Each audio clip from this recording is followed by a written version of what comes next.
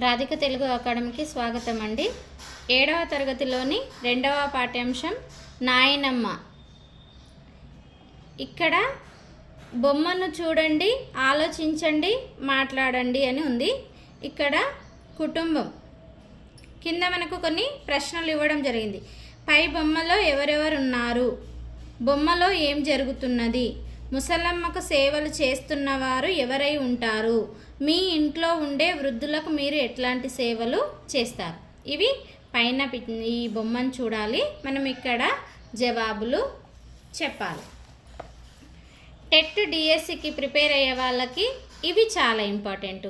ఏంటి అంటే పాఠం ఉద్దేశం, వృద్ధుల పట్ల సానుకూల వైఖరి పెంపొందించుకోవాలి, వారిని వెక్కిరించకుండా అవమానించకుండా జాగ్రత్తగా సేవలు చేయాలి. ఒకవేళ మన వల్ల తప్పు జరిగితే పశ్చాత్తాపంతో క్షమాపణ అడగాలి. మానసిక పరివర్తన కలగాలి. పిల్లలు ఈర్ష్యాభావం విడిచిపెట్టాలని, పెద్దలకు ఎటువంటి అపకారం చేయకూడదని, వారి పట్ల గౌరవభావంతో మెలగాలని తెలియచెప్పడమే ఈ పాఠం యొక్క ఉద్దేశం. ఈ పాఠం ఏంటి అంటే వృద్ధుల పట్ల సానుకూలమైన అంటే మంచి వైఖరిని కలిగి ఉండాలి, వాళ్ళని వెక్కిరించకూడదు, అవమానించకూడదు, జాగ్రత్తగా సేవలు చేయాలి. ఒకవేళ మన వల్ల వాళ్ళకు ఏదైనా అపకారం జరిగితే దానికి పశ్చాత్తాపడి క్షమాపణ అడగాలని. ఇక్కడ ఈ అంటే పిల్లల్లో ఈర్ష్యాభావం విడిచిపెట్టి పెద్దలకు ఎటువంటి అపకారం చేయకూడదని, వారి పట్ల గౌరవభావంతో మెలగాలని తెలియచెప్పడం ఈ పాఠం యొక్క ఉద్దేశం. పాఠ్యభాగ వివరాలు, ఇది చాలా ఇంపార్టెంట్. ఇది చూడండి, ఈ పాఠం కథానిక ప్రక్రియకు చెందినది. దీని నుంచి 1 మార్క్ వచ్చే ఛాన్స్ ఉంటుంది. ఎందుకు అంటే మనం ప్రక్రియలు ఖచ్చితంగా అడుగుతారు. ఒక్కొక్క పాఠ్యాంశం ఒక్కొక్క ప్రక్రియకు చెందింది ఉంటుంది. వ్యాసం కానీ, లేకపోతే కథ కానీ, కథానిక కానీ, పద్యం కానీ, కథా కావ్యం కానీ, ఇట్లా అనేక ప్రక్రియలు ఉంటాయి. కాబట్టి మనం ఇది బాగా గుర్తుపెట్టుకోవాలి. నాయనమ్మ పాఠ్యాంశం ఏ ప్రక్రియకు చెందినది అంటే కథానిక. క్లుప్తత, సరళత, పాత్రలకు తగిన సంభాషణలు, ఆకట్టుకునే కథనం కథానిక ప్రత్యేకత. మానవతా విలువలను తెలియజెప్పే కథానిక ఇది. అంటే కథానిక యొక్క లక్షణాలు ఎట్లా ఉంటాయంటే క్లుప్తంగా ఉంటాయి, పదాలు ఎలా ఉంటాయి, సరళంగా ఉంటాయి, పాత్రలకు తగిన సంభాషణలు అంటే ఎక్కువగా కాకుండా అక్కడ సులభంగా అర్థమయ్యే, సరళత అంటే సులభంగా అర్థమయ్యే విధంగా సంభాషణలు కానీ, క్లుప్తం అంటే ఏ విషయం చెప్పాలనుకున్నారో ఆ విషయాన్ని వివరించడం, ఇలాంటివి ఈ కథానిక యొక్క ప్రత్యేకత అని చెప్పొచ్చు. ఇక్కడ ప్రవేశిక. కాలాలు మారిన, ఏళ్ళు గడిచిన భారతదేశంలో ఇప్పటికీ కుటుంబ వ్యవస్థ నిలిచి ఉన్నది. అందరి సుఖంలోనూ నా సుఖం ఉన్నది, వారి కోసమే నా జీవితం అనే భావన భారతీయ కుటుంబానికి ప్రాతిపదిక. అమ్మా నాన్నలు, అక్కా చెల్లెళ్ళు, అన్నా తమ్ముళ్ళు, తాతయ్య, నాయనమ్మ, ఇదే కుటుంబం. ఇది సుఖ సంతోషాల వాకిలి, ఆనందాల లోగిలి. అమ్మమ్మ, నాయనమ్మ, తాతయ్యల ఒడిలో ఒదిగిపోవడం చిన్నల పిల్లలకైతే మహాసరదా. వారికి ఆత్మీయంగా సేవలు చేసి దీవెనలు పొందాలి. పిల్లలు పరస్పరం అభిమానాన్ని, ఆప్యాయతను పంచుకుంటూ సేవాభావంతో ఉండాలన్న స్ఫూర్తి ఈ పాఠం చదివి పొందుదాం. ఇది అంటే మన భారతదేశంలో నిజంగా ఇంకా ఉమ్మడి కుటుంబాలు ఉన్నాయి, ఉమ్మడి కుటుంబాలు ఉండడము, అలాగే అన్నదమ్ములు కానీ, అక్క చెల్లెళ్ళు కానీ, తాతయ్యలు, మనవళ్ళు, మనవరాళ్ళు, అమ్మమ్మలు, నానమ్మలు, ఇంకా కుటుంబ వ్యవస్థ ఇంకా ఉంది అంటే అది మన భారతదేశం యొక్క గొప్పతనం. అదే పిల్లలకు ఎన్ని తరాలు గడిచినా, ఎన్ని ఏళ్ళు గడిచినా కూడా ఇంకా పిల్లలకు అదే నేర్పించాలనేదే ఈ పాఠం యొక్క ఏమంటారు ఉద్దేశం కూడా అని అనుకోవచ్చు.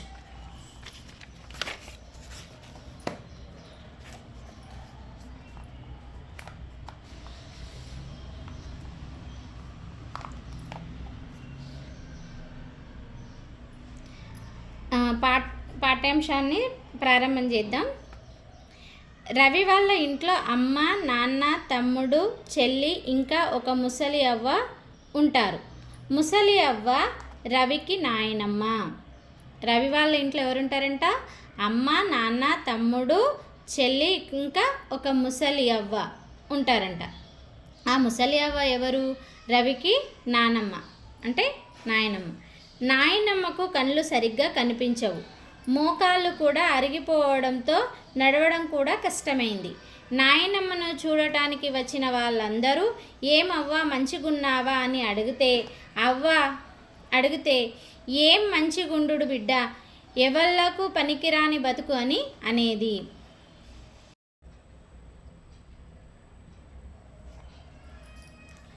రవి వాళ్ళ ఇంట్లో అమ్మ, నాన్న, తమ్ముడు, చెల్లి ఇంకా ఒక ముసలి అవ్వ ఉంటారు.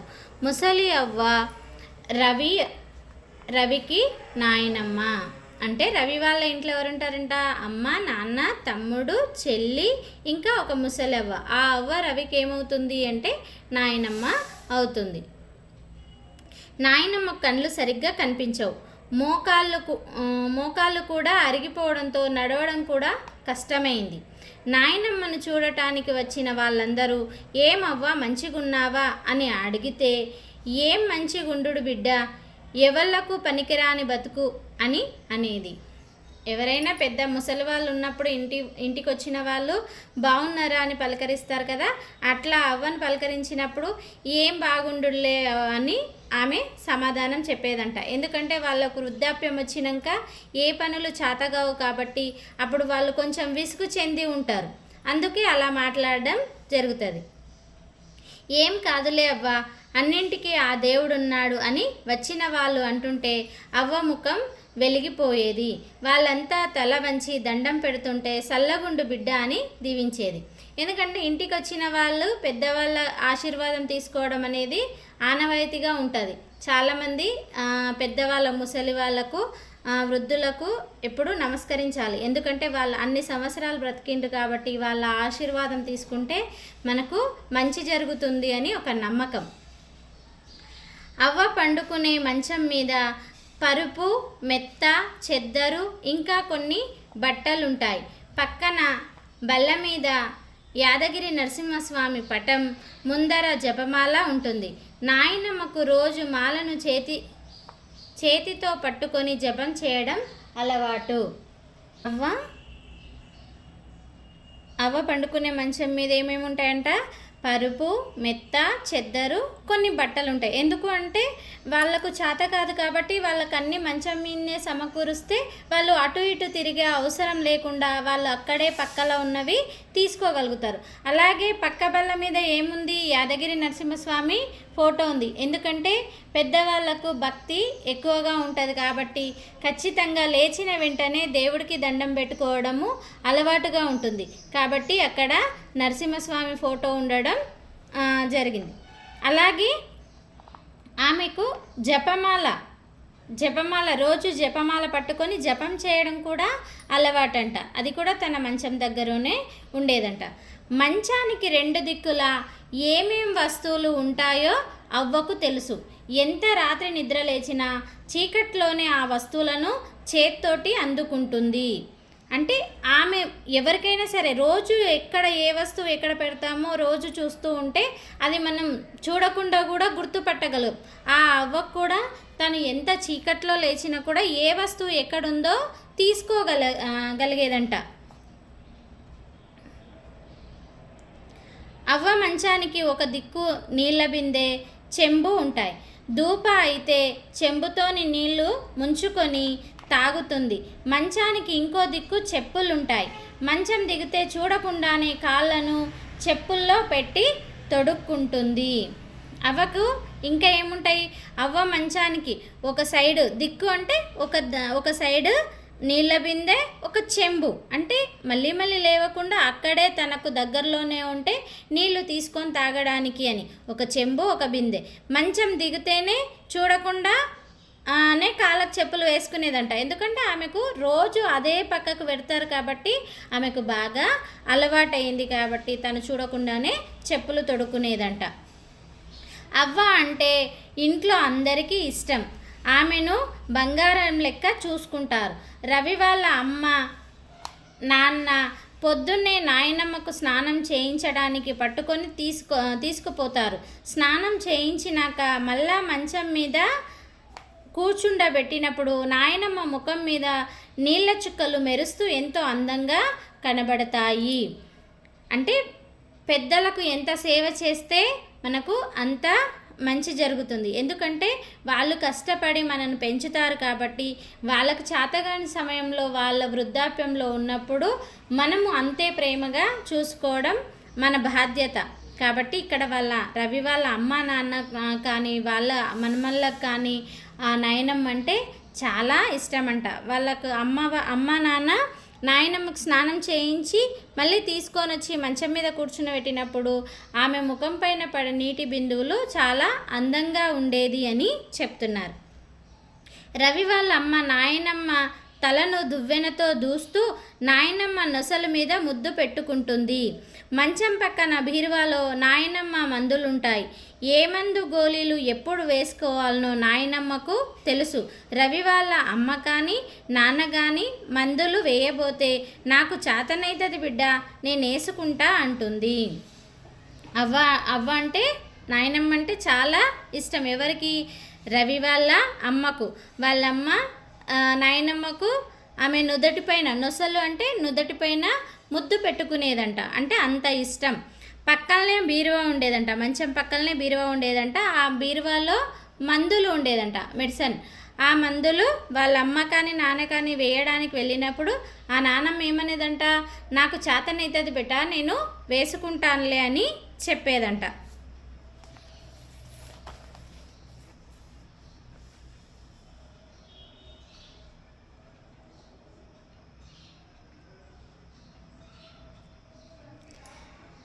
రవికి నాయనమ్మ అంటే ఎంతో ఇష్టం.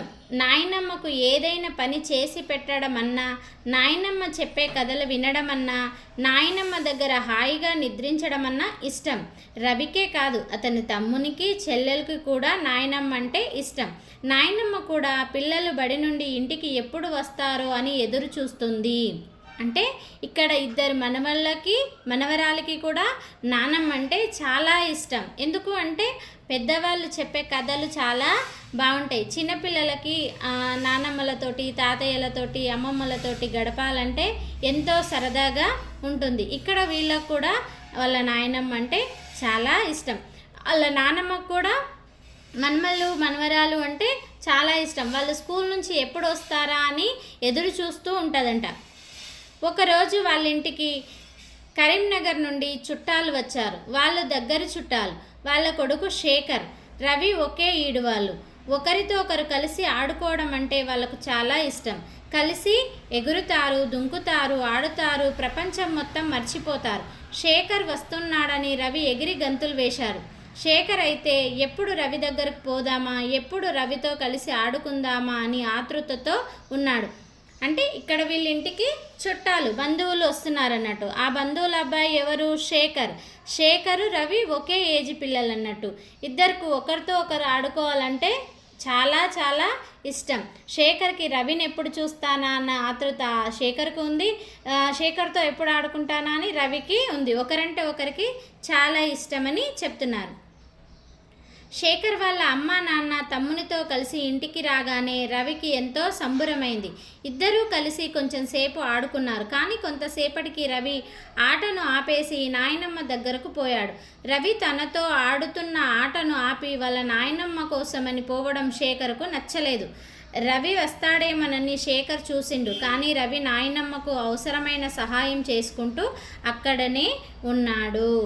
పాపం శేఖర్ దగ్గర రవి ఎక్కువసేపు ఆడుకోలేకపోయిండు. ఎందుకంటే నాన్నమ్మ దగ్గరికి వచ్చేసిండు. అట్లా రావడము శేఖర్కి నచ్చలేదు. నాతో ఎక్కువసేపు ఆడుకోకుండా ఎంతసేపు ఉన్నా వాళ్ళ నాన్నమ్మతోటే ఉంటాడు అని శేఖర్కి నచ్చక బాధపడ్డాడు. ప్రతిరోజు రవి నాయనమ్మ దగ్గరనే ఎక్కువసేపు ఉండడం, తనతో ఆడుకోవడానికి రాకపోవడం శేఖర్కు నచ్చలేదు. చాలా కోపం వచ్చింది. రవి, నీతో ఎన్నో ఆటలు ఆడుకోవాలని ఎంతో ఆశతో వచ్చాను, నాతో పాటే ఎందుకు ఉండవు అని అడిగాడు శేఖర్. ఇప్పుడు అడిగిండు అన్నట్టు. శేఖర్కి కోపం వచ్చింది. ప్రతిరోజు ఇలాగే చేస్తున్నాడు, సరిగ్గా ఆడుకోకుండా ఎంతసేపు నానమ్మతోటే గడుపుతున్నాడు, కానీ తనతో గడుపుతలేడని శేఖర్కు బాధ అనిపించి కోపం వచ్చి అడిగిండు రవిని, నువ్వు ఎంతసేపు ఉన్నా నానమ్మ దగ్గరే ఉంటున్నావు కానీ నా దగ్గర ఆడుకోవడం లేదు అని అడిగాడు. నాయనమ్మకు పనులు చేసుకోవడం చాతనైతే లేదు, అందుకని నాయనమ్మ దగ్గరనే ఉండాలి, రేపు మొత్తం నీతోటే ఉంటాలే అన్నాడు రవి శేఖర్ని సంధాయిస్తూ. నాయనమ్మకు పాపం పనులు చేతకావు కాబట్టి నానమ్మని చూసుకోవాలి, అందుకని రేపు నీ దగ్గర ఆడుకుంటాలే అని చెప్పిండు. తెల్లవారి లేవగానే తయారై శేఖర్ను తోలుకొని స్నేహితుల ఇంటికి వెళ్ళాడు రవి. అందరూ కలిసి బడిలో ఆట స్థలానికి వెళ్ళి చిర్రగోనే, దాగుడు మూతలు, కబడ్డీ ఎన్నో ఆటలు ఆడుకున్నారు. ఆ రోజు శేఖర్ ఎంతో సంతోషంగా ఉన్నాడు. కానీ మాపటికి ఇంటికి రాగానే నాయనమ్మతోటే ఉన్నాడు రవి. శేఖర్కు ఇంకా బాధగా అనిపించింది. ఉదయం అంతా శేఖర్తో ఎంత ఆడుకున్నా అంటే మాట ఇచ్చిండు కదా రవి, రేపంతా నీతోటే ఉంటాలే అని అన్నందుకు శేఖర్ దగ్గరలోని శేఖర్తో పాటు ఇంకా కొందరు మన స్నేహితులను తీసుకొని బడి ఆవరణలోకి వెళ్ళి దాగుడు మూతలు, చిర్రగోనె, కబడ్డీ ఎన్నో ఆటలు ఆడుకున్నారు. ఆడుకొని బాగా సంతోషంగా గడిపిండ్రు. కానీ మళ్ళీ రాత్రి కాందాడే ఇంకా రవి ఎక్కడికి వెళ్ళిండు, మళ్ళీ నానమ్మ దగ్గరికి వెళ్ళిండు. శేఖర్ని వదిలేసి వెళ్ళినందుకు మళ్ళీ శేఖర్కి బాధ అనిపించిందని. తెల్లారేసరికి నాయనమ్మకు బాగా జ్వరం వచ్చింది. రవి బాధపడ్డాడు. జ్వరంలో నాయనమ్మ మూలుగుతుంటే రవికి ఏడుపు వచ్చింది. శేఖర్ దగ్గరకు వచ్చి ఏడ్చాడు. ఇంకో 2 రోజులు రవి నాయనమ్మ దగ్గరే ఉండి ఆమెకు సేవ చేశాడు. రవి మాత్రమే కాదు, వాళ్ళ ఇంట్లో అందరూ నాయనమ్మతోటే ఉన్నారు. 2 రోజుల్లో నాయనమ్మకు జ్వరం తగ్గింది. కానీ చేతగాకుండా ఉండడంతో నాయనమ్మ పనులకు సహాయం చేసుకుంటూ రవి ఆమె దగ్గరే ఉండిపోయాడు. పాపం రవి వాళ్ళ నానమ్మకి జ్వరం రావడంతో ఆమెకు సేవలు చేస్తూ ఆమె దగ్గరే ఉండిపోయాడు. రవి ఒక్కడే కాదు, వాళ్ళ అమ్మ నాన్న అందరూ కూడా నానమ్మని ఎంతో ప్రేమగా చూసుకుంటారు కాబట్టి వాళ్ళ పనులు కూడా పక్కకు పెట్టి నానమ్మనే చూసుకుంటూ ఉండిపోయారు. ఎప్పుడు చూసినా రవి నాయనమ్మ దగ్గరనే ఉండడంతో శేఖర్కు నాయనమ్మ మీద కోపం వచ్చింది. తనతో పాటు రవిని ఆడుకోనీయకుండా చేస్తున్నది నాయనమ్మనే అని ఆమె మీద ద్వేషం పెంచుకున్నాడు. ఇంకా ఈయనకు శేఖర్కి కోపం వచ్చింది. నా దగ్గర రవి సరిగ్గా ఆడుకుంటలేడంటే ఎవరి కారణం? ఈ నాయనమ్మనే. ఈ నాయనమ్మ వల్లనే నా దగ్గర రవి సరిగ్గా ఆడుకోవడం లేదు, నా దగ్గరికి రావడం లేదు అని ఆ నానమ్మ మీదనే ద్వేషం అంటే కోపం పెంచుకున్నాడు. రవి నాయనమ్మకు మందులు ఇస్తూ సేవలు చేస్తూ ఉండేవాడు. రవి సేవలు చూస్తున్న కొద్దీ శేఖర్కు కోపం పెరిగిపోయింది. ఏదో ఒకటి చేయాలనుకున్నాడు. ఒకరోజు పగటిపూట నాయనమ్మ నిద్రపోయింది. చుట్టుపక్కల ఎవరూ లేకుండా చూసి నాయనమ్మ మంచానికి 2 దిక్కులా ఉన్న వస్తువులను మార్చాడు. బిందె చెంబు ఉన్న దిక్కు చెప్పులు ఉన్న దిక్కున బిందెను ఉంచాడు. తర్వాత ఏమీ తెలియనట్లు దూరంగా కూర్చొని నాయనమ్మనే చూడసాగాడు. ఈ విషయం తెలియని నాయనమ్మ నిద్ర లేవంగానే చెప్పులు ఉండే దిక్కు నుంచి కిందికి దిగింది. కానీ అక్కడ చెప్పులకు బదులు బిందె ఉండడంతో దానిలో కాలు ఇరుక్కొని కింద పడింది. ఆమె బాధతో అరిచింది. ఆమె అరుపులు విని ఇంట్లో అందరూ ఉరుకుతూ వచ్చారు. అందరూ ఎంతో ఆందోళన పడుతూ నాయనమ్మను పైకి లేపి మంచం మీద పడుకోబెట్టారు. డాక్టర్ వచ్చి పరీక్షలు చేసి కాలు విరిగిందని చెప్పాడు. ఎక్స్రే తీయించాడు. నాయనమ్మ తొడ ఎముక విరిగిందని డాక్టర్ చెప్పాడు. ఆపరేషన్ చేయాలి, కానీ ఇంత పెద్ద వయసులో ఆపరేషన్ చేస్తే ప్రాణానికే ప్రమాదం అని డాక్టర్ చెప్పడంతో అందరూ బాధపడ్డారు. అంటే ఇక్కడ శేఖర్ ద్వేషం ఏమైంది? చాలా ఎక్కువైపోయింది, కోపం ఎక్కువైపోయింది. అలా ఎప్పుడు చూసినా రవి ఎప్పుడు చూసినా నానమ్మ అనుకుంటూ నానమ్మ చుట్టే తిరుగుతున్నాడు. అన్నిటికీ కారణం ఈ నానమ్మని అని ఏదో ఒకటి చేయాలని ఆ అవ్వకు రోజు ఉండాల్సిన ప్లేస్లో వస్తువులని తీసి మార్చిండు. బిందె ఉండే సైడు చెప్పులు పెట్టాడు, చెప్పులు ఉండే సైడు బిందెని పెట్టాడు. అంటే ఆమె రోజు డైరెక్ట్ లేచి ఎట్లా చెప్పులు వేసుకునేది, అలా లేచి చెప్పులు వేసుకుందామని పోతే బిందెలో కాలు పెట్టింది. అలా బిందెలో కాలు పెట్టడం వల్ల తను బిందెలో కాలు ఇరుక్కుపోయి కింద పడడం జరిగింది. అరవడం గట్టిగా అరిచేసరికి ఇంట్లో వాళ్ళందరూ రావడము, డాక్టర్ రావడం చూసి ఆమెకు తొడ ఎముక విరిగిందని చెప్పడం వల్ల ఇప్పుడు ఆపరేషన్ చేస్తే ఆమె ప్రాణానికే ప్రమాదమని చెప్పడం జరిగింది. అసలు చెప్పులు ఉండే చోట బిందె ఎవరు పెట్టారో ఎవరికి అర్థం కాలేదు. పని మనిషి మతిమరుపుతో అట్లా చేసిందేమో అని అనుకున్నారు. అంటే రోజు ఉండాల్సిన ప్లేస్లో ఉండకుండా వస్తువులు ఎవరు మార్చారు, పని మనిషి ఏమన్నా మతిమరుపుతో మార్చిందా అని అందరూ ఆలోచనలో పడ్డారు.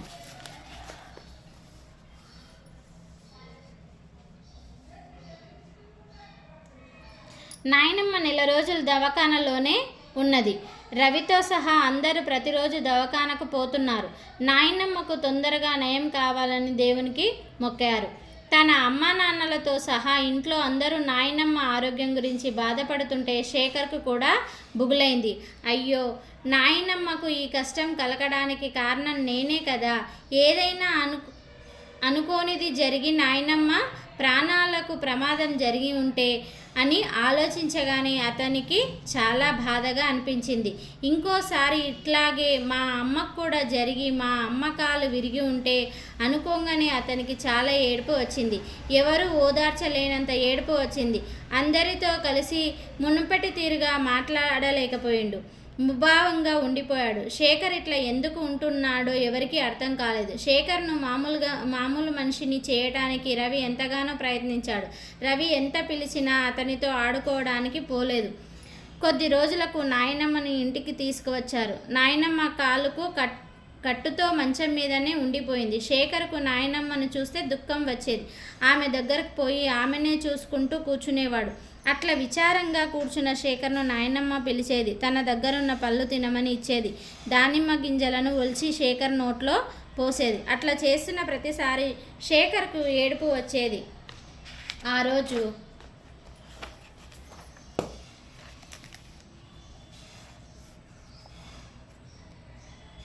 రోజు నుండి అతడు రవి వలె నాయనమ్మకు ప్రతి పనిలో సహాయం చేయసాగాడు. నాయనమ్మ అతడిని రవిని చూసినట్లుగానే ప్రేమగా చూడసాగింది. నాయనమ్మ తనను ప్రేమగా చూసుకున్న కొద్దీ శేఖర్కు తాను చేసిన తప్పు గుర్తుకొచ్చి ఏడుపు వచ్చేది. ఆ ఏడుపు నుండి ఎట్లా తప్పించుకోవాలో అతనికి తెలియలేదు. ఒకరోజు ఇంట్లో ఎవరూ లేనప్పుడు నాయనమ్మ ఒడిలో తలవాల్చి ఏడ్చాడు శేఖర్. ఏమైంది అడిగింది నాయనమ్మ. నాయనమ్మ, నీ మీద కోపంతోని చెప్పు స్థానంలో బిందెను పెట్టింది నేనే అని బోరున ఏడ్చాడు. నాయనమ్మ ఏమనలేదు. నాయనమ్మ, నాకు రవితోని ఆడుకోవడం అంటే బాగా ఇష్టం. కానీ రవి ఎప్పుడు నన్ను విడిచిపెట్టి నీతోనే ఉంటే నాకు కోపం వచ్చింది. అందుకే అట్లా చేసిన. ఇంకా నువ్వు కొట్టినా నాకేం బాధ లేదు అన్నాడు ఏడ్చుకుంటా. నాయనమ్మ శేఖర్ను దగ్గరకు తీసుకున్నది. అతన్ని కన్నీళ్లు తుడిచి నవ్వింది. నాయనమ్మ నవ్వంగానే శేఖర్ ఏడవడం ఆపాడు. అంతా మంచే జరిగిందిరా. నేను కష్టపడడం చూసి నీలో మార్పు వచ్చింది. రవి నాతోనే ఉండడంతో నీకు నా మీద ఈర్ష్య కలిగింది. ఇప్పుడు ఆ ఈర్ష్య పోయింది. ఈర్ష్య అనేది మనిషి మనసుకు విషం వంటిది. నువ్వింకా అందరితో కలిసి ఆడుకో, సంతోషంగా ఉండు అంటూ శేఖర్ వీపు మీద తన అరచేత్తో రాస్తూ ఓదార్చింది. అంటే ఇక్కడ శేఖర్ పాపం నానమ్మ పడుతున్న బాధను చూసి తనలో ఇంకా దుఃఖం పొంగుకొచ్చింది. ఎందుకు అంటే ఆ నానమ్మ పడే బాధకు కారణం నేనే కదా అని ఇంకా ఎవరితో మాట్లాడకుండా అంత ముభావంగా ఉన్నాడు. రవి ఎన్నిసార్లు ఆడుకోవడానికి పిలిచినా కూడా పోలేకపోయాడు. ఇప్పుడు రవికి బదులు నాయనమ్మకు సేవ ఎవరు చేస్తున్నారు? శేఖర్ చేస్తున్నాడు. రవి కంటే ఎక్కువగా శేఖర్ చేస్తున్నాడు. ప్రేమగా చూసుకుంటున్నాడు. ఎందుకంటే నాన్నమ్మ అలా కావడానికి కారణం తనే కదా. ఎవ్వరు ఎంత ఓదార్చినా తను చేసిన తప్పు తన మనసులో గుర్తుకుంది. కాబట్టి నాయనమ్మకు రోజు సేవలు చేశాడు. ఆయన నానమ్మ వాడికి పళ్ళు తినపెట్టడము, ఎంతో ప్రేమగా చూసుకోవడం జరిగింది. ఒకరోజు ఇంకా తనలో మనసులో ఉండబట్టలేక నీ పరిస్థితికి నేనే కారణం నానమ్మ అని బాగా గట్టిగా ఏడ్చాడు. అప్పుడు నానమ్మ ఇన్ని రోజులు నీకు నా మీద ఈర్ష్య కలిగింది కదా, ఇప్పుడు ఆ ఈర్ష్య అనేది పోయింది, నీకు ఇప్పుడు నా మీద ప్రేమ కలిగింది కాబట్టి జరిగింది ఏదో జరిగిపోయింది, నువ్వు అందరితో సంతోషంగా ఎప్పట్లాగే ఆడుకో అని తన వీపు మీద అరచేత్తో రుద్దుతూ ఓదార్చింది. అంటే పెద్దవాళ్ళకి ఎప్పుడు కూడా మంచి మనసే ఉంటుంది, చిన్నపిల్లల్ని ఎప్పుడు కూడా శిక్షించారు, వాళ్ళు చేసిన తప్పు వాళ్ళు తెలుసుకుంటే చాలు అని అనుకుంటారు. అంటే ఇక్కడ ఏదైనా సరే, ఎంత బాధ ఉన్నా సరే, చేసిన తప్పును ఒప్పుకొని పశ్చాత్తాపడితే మనసు తేలిక అవుతుంది అని చెప్పొచ్చు.